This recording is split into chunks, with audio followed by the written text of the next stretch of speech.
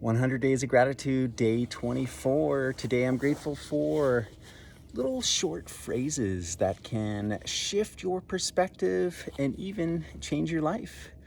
I'm sure you have little, I don't want to call them slogans because that's kind of more of has a commercial connotation, but yeah, little sayings in your life that have made a big impact on your worldview, your perspective, and how you navigate through the world. And what I love about them is they're short, they're simple, and you can really easily take them on.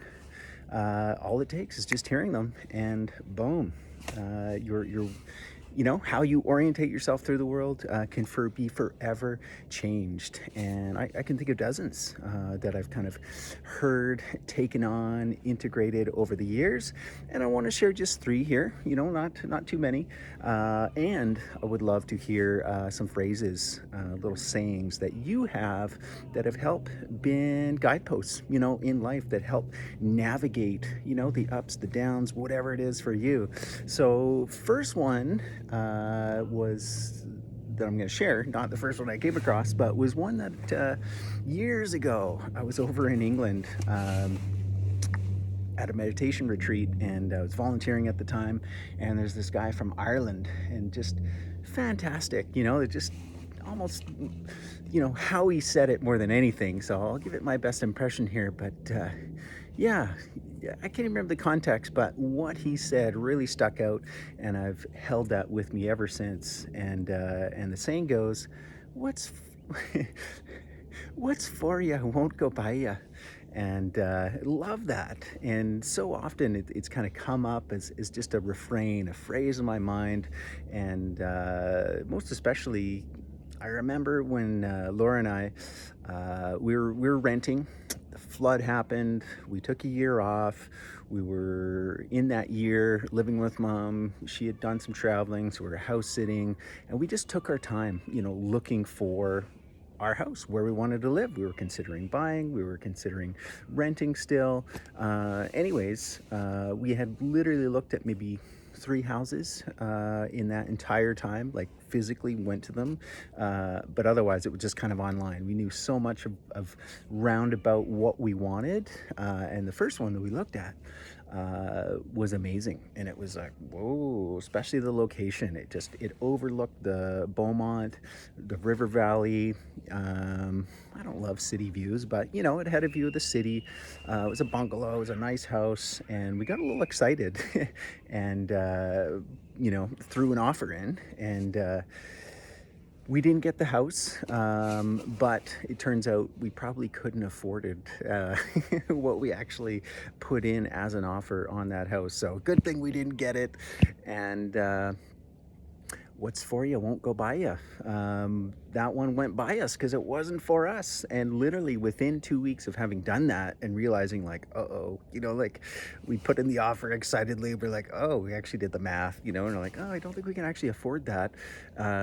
Fortunately, somebody else come in, they bid higher, they got the house, and we kept looking, and then we found this house. And and it was so strange because, to us, it was even better. It was larger, it was even better situated. Instead of looking at the city, now we're looking at the mountains. It was a side lot. It didn't face into Beaumont, but it connects to, the pathway system, and a quieter road, everything about it just totally awesome. So what's for you won't go by you.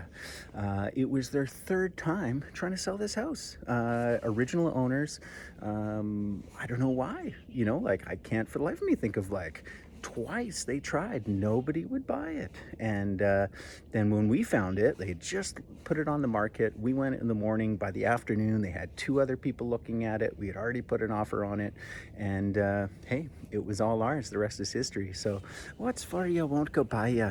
If it's meant to be. That's another kind of take on that phrase. Okay, another one that I heard recently, and this was shared by a gal on Instagram, Grown on Gratitude, came across her little post, and she had a phrase that she was working with in terms of when it comes to others, especially those in your family and their path, their journey. Sometimes we can tend to judge. Sometimes we tend to think in our own frame of reference of like, oh, is that really good? You know, are you making a good decision? Is that good for you? And so she had a phrase that was, I'd love that for you, right? And she was had made it in the context of kids, but you can turn this out for anybody, right? So if they're making a choice, they're making a decision, they're making a move in their life, it's like, I'd love that for you, right? I love that. That's amazing. Like, you go for that. And just seeing and honoring the joy and yeah, the reason why they're doing it for them. I'd love that for you. Third, final one here I wanted to share is a story by a man named Peter Ragnar. I was really into kind of some teachings of his quite a number of years ago, and he tells a story about literally being kind of a day construction worker, just picking up temp jobs, this and that, and actually how he went from, you know, literally unemployed, you know, temporary construction worker to, you know, basically running a, you know, multi-$100 million construction company in a very short time, and actually not really having the skills or the qualifications to be in that position. And he did it all with one phrase. So he decided, you know, having seen, you know, his coworkers and this kind of culture of temporary construction workers, like rough and tugged, man, and just like there was a lot of bitterness, there was a lot of complaining about life and complaining about the job and hating your supervisors and the foreman and all this stuff. And he was on a very kind of like, you know, proactive, positive, self-improvement kind of path, just starting. And it's kind of like the movie The Yes Man, where Jim Carrey, who plays the main character, says yes to everything. So in a similar way, Peter, anytime he would be asked something to do on the job, he would respond with, why, I'd love to. And yeah, he carried on his days, and he tells this story how within a very short amount of time, like less than 2 years, again, like temporary, like bottom of the totem pole, you know, just odd jobs, construction. Anytime he was asked to do something, why, I'd love to. And, you know, sometimes it was just those words coming out, but he genuinely tried to embody the emotions of that, of like, yes, I would love to. I'd love to do that. And within 2 years, with that attitude, with that phrase, he ended up being in one of the top positions, you know, leading this multi-$100 million company.